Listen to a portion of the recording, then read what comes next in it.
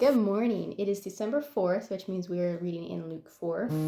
Excuse the hair. I was so tired. I went to bed with it wet last night, and that's never a good idea, but I didn't care, and now I'm paying for it this morning. So, anyways, this chapter is plumb packed, and I'm not going to be able to get to everything, sadly, but I'm pretty sure y'all don't want to hear me talk for 10 minutes plus, so we're just going to dive right in and get to it.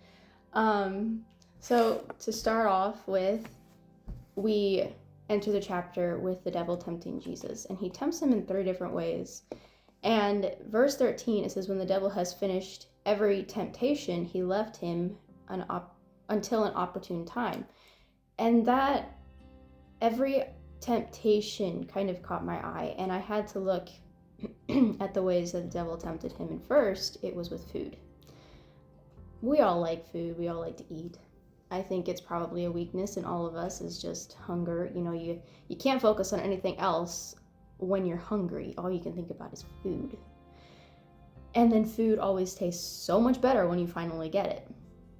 And we see back in Genesis 25 when Esau traded his birthright to Jacob, and while Jesus here was without food for 40 days, from all appearances, Esau was out food for maybe a day because it said he came in from the field. But also, there's no proof of that either. So, that would have been a hard one. I know for me, going without food for 40 days and being tempted with food, that might have been my undoing right there, the very first one. The second one was offering him, this domain and its glory, and I will give it to whomever I wish. No. Yeah. Therefore, if you worship before me, it shall be yours. And sometimes I think that celebrities nowadays, they're offered so much if they compromise so much, which should be good morals. I mean, you see it with Taylor Swift. She started out a gospel singer, which is wild. And now you look at her and it's like the woman kind of sold her soul to Hollywood. It's kind of what the devil was asking Jesus to do, but Hollywood wasn't a thing back then. But, asking him to sell his soul pretty much. The third, and that's fame, or what is it? I'm not exactly sure what kind of temptation you would call that.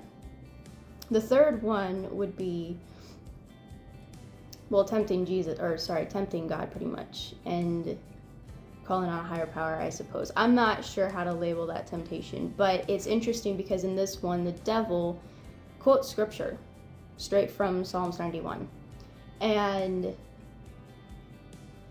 he quoted it word for word. So the devil knows scripture, but then Jesus counterbalances that with also scripture of his own, which is how he answered the devil the whole way through this first part of the chapter. And then going on through, trying to speed this up a little bit, we're already in like the 3 some minutes. And maybe I should just end that there because that's the first how many verses?